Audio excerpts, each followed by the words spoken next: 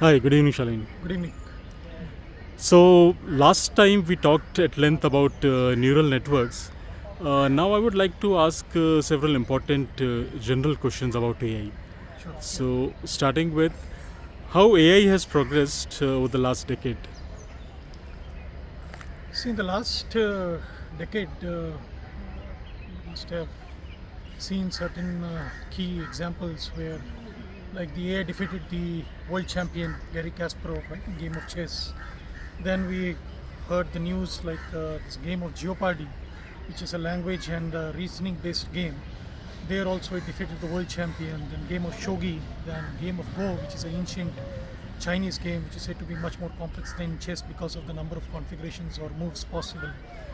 So, point is like then there was Chef Watson. Chef Watson, it's like a culinary expert actually. Chef Watson is able to understands the molecular makeup of all the ingredients, taste, smell, and it is able to give you very unique combination of dishes. It's able to give a very different combination of dishes which even the best of chefs cannot think about. Then there was AlphaFold actually, which unfolded the complex protein structures, 3D structures of protein. But all these AI were focused on one specific thing, which is called as narrow intelligence in terms of AI, ANI, artificial narrow intelligence. So it was expert in one area. It was expert at doing a specific job. In many cases, much better than humans also. Then now the focus has been more towards developing broader AI, and I would say deeper AI. When I say deeper and broader, what it means is like when you say deeper, want the intelligence level of AI to increase, the AI to become better at reasoning and logic, and is able to solve more complex problems than it was able to do before. And when we say broader AI, it means that it is able to do multiple things. It's able to do more number of things instead of just being able to do a very specific activity or a specific thing, as it was in last decade. We discussed several examples, right? So the focus is to come up with this versatile AI, as I would call it, like which is capable of doing multiple things. And gradually, the aim is to go towards AGI, which is artificial general intelligence. When you say AGI, it means like having comprehensive capabilities like a human being. A human being is able to do multiple cognitive as well as physical activities. So the aim is to go in that direction, and I think still there's a long distance to go, but we have stepped into that zone. Like we know, like now AI is able to create piece of music, video, is able to have engaging and immersive conversations with you, is able to do stand-up comedy, humor, right? You name it, it's able to write an essay, it's able to write a poem for you, it can solve a math problem for you, it can write code for you, it can do troubleshooting for you, and for even for certain problems like certain geometry problems, it can write proofs for you, also mathematical proofs for you also. So there's a lot of progress happened in terms of AI being able to do multiple activities, and as I said, like the goal is to become move towards AGI, where it is able to do all this set of more number of activities, comprehensive set of activities, which a human being is capable of doing. Okay. We keep hearing terms like sentience, singularity. What are these? So sentience is basically, see, I talked about AGI like having these comprehensive capabilities, right? And when we talk about sentience, it means like AI will be having some level of self-awareness, consciousness like we have. Will have feelings, emotions, will have subjective experiences like we humans have. So we're talking about giving consciousness to the machines or some kind of self-awareness to the machines. It can have the feelings and emotions and can have subjective experiences, as I said. That is what we mean by sentience. I think there's a lot of research happening in that area. Though I'm not a big fan of machines having consciousness, but yes, that is what sentience means. And like I think by the time we reach, if we reach the sentience level, the AI will be much more intelligent. It will be super intelligent in a lot of multiple areas.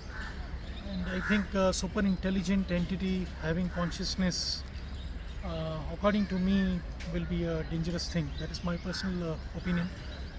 Definitely, we would like AI to be a collaborator, having this hybrid intelligence actually, where humans and machines collaborate and come up with things, or machine being an assistant to us in solving a lot of problems, or writing code for us, solving math or science problems for us, right?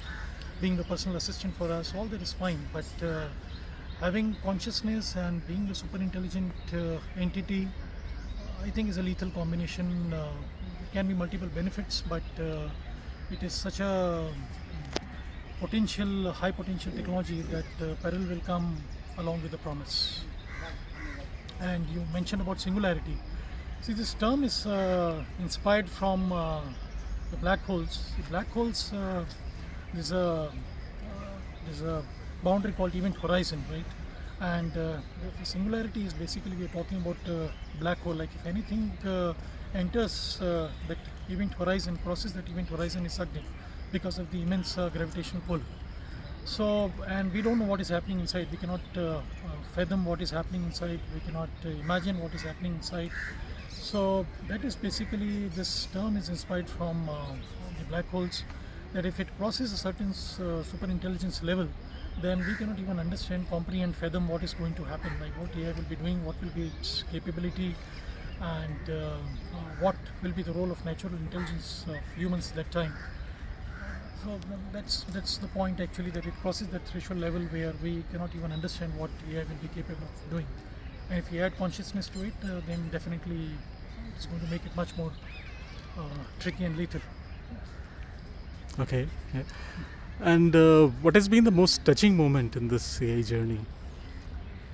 So I don't know from what angle you are coming when you say touching moment. See, there's been a lot of development in AI, a lot of progress, a lot of milestones have been there. But for me, like the touching moment was the matches between AlphaGo and Lee Sedol, the world champion of Go at that time. So in 2016, there's a series of games which happened, 5-game series which happened between Lee Sedol, was the world champion of Go game that time, and AlphaGo, which is the AI developed by DeepMind, which plays game of Go. And the AlphaGo had defeated the European champion that time, who was at Dan level 2. See, there are multiple rankings which are given to players. Dan 2, he was a Dan 2 player, and AlphaGo defeated the European champion. But Lee Sedol was at Dan level 9, which is the highest level. Lee Sedol, I think, has had around 18 titles to his name that time. He was a world champion for over a decade, the genius, best player of that time. I think what Tendulkar was to cricket, Lee Sedol was to game of Go. And Go is a pinnacle of board games actually. It's much more complex than chess, mainly because the number of configurations or moves which are possible. It's a 19 by 19 grid. And the series happened between Lee Sedol and AlphaGo, and Lee was quite confident at the beginning that he'll win 5-0. He's confident that he'll defeat the machine. And when the first game happened, and Lee lost the game against AlphaGo, and he was dejected actually. It was hard to accept for him. He was very dejected, I would say, like he was not expecting this result. So he said after the match, there's a lot of attention. It happened in Korea, South Korea, Seoul, and there's a lot of attention, media attention also to this series, because Go is a very popular game in Japan, China, and Korea. So after the first game, he said that I'm quite surprised, but I express my respect to the makers of AlphaGo for creating such an amazing program. So he was disappointed, but then the second game happened, and during the second game he was seen to be anxious, nervous, even took a smoke break. And when he came back, AlphaGo had played a move which is famous as move 37. AlphaGo played a move which is very unconventional move, very out of box move, and Lee was surprised to see that move being played by AlphaGo. I think later it was, after the analysis, it came out like there's a 1 in 10,000 probability of anyone playing that move at that juncture. So Lee was also baffled by that move, and normally he was taking 2-3 minutes to play a move, and he took 12 minutes to think about it. Then he played his next move, but that move 37 from AlphaGo turned the game on its axis. Lee lost the second game and was deeply saddened, heavy sadness around. And yes, they went to the game 3, and before the game 3, Lee took a break of a day or two also to settle down, because if he was going to lose the game 3, he was going to lose the series. Game 3 happened, Lee lost the game 3 also. Many felt that he came under pressure, he's not playing his natural game. But after game 3, what Lee said is something actually which was the most touching moment for me. After game 3, he said, like, first I would like to express my apology for being so powerless. He said, I want to express my apology for being so powerless. Never felt that much pressure before, and I was too weak to overcome it. These statements coming from a world champion, a genius, master, was quite moving for me, because till, as I said, like, till it is playing as an assistant to you and all that is fine. There's a collaboration, there's hybrid intelligence, it's helping you to solve problems, and all that is fine. When it was your opponent and you lost to it, and this kind of reaction coming from such a genius actually was it was an intense emotion, I think, for a lot of people watching the game or keen in tracking what was happening. And interestingly, even the makers of AlphaGo, many of them were also very saddened. Actually, you can see the mood in the AlphaGo team also.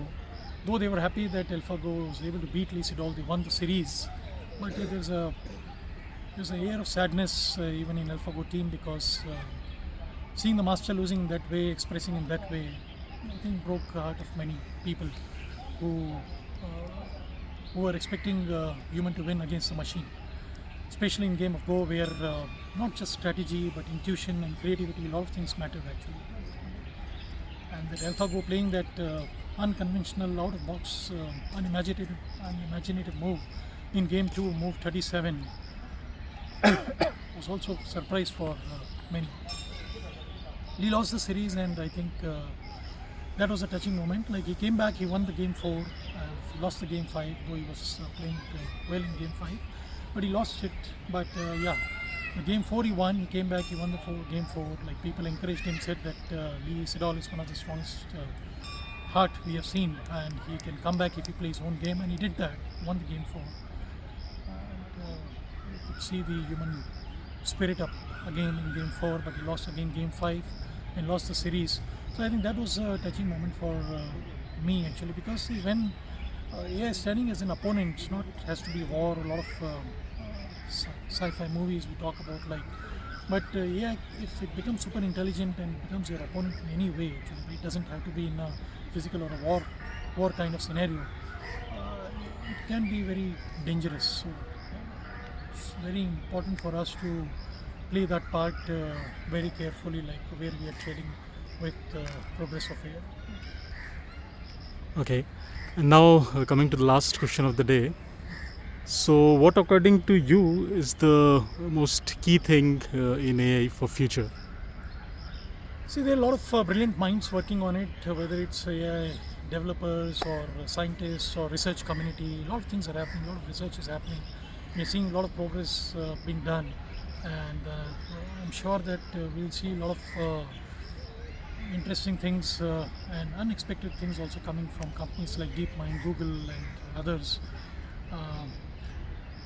But I think all these brilliant minds can take the technology further, right? But it's very important with such a strong technology that we manage the growth, we manage the trajectory properly, the direction as well as velocity of development, because we want all required checks and everything to be in place and not going too fast on it, and also want to make sure that it doesn't go into a certain territory where we doesn't want AI to play a part, right?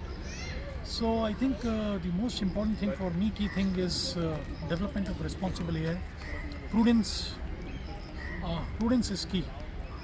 For responsible AI development, prudence or wise people monitoring it, having the right minds looking at it is very important, and able to contain and control it is very important actually. So having the AI ethics board, or having the AI treaties between the nations, right? Having the guidelines and everything is very key for future. So as we say, like विवेक की आवश्यकता है सबसे most important thing is that विवेक का इस्तेमाल करना अनिवार्य है for taking this technology ahead, because it is a very, as I said, like, it's a very highly potent technology, so peril comes along with promise. Great. Thanks a lot for your time, Shaleen. Thank you. Thank you.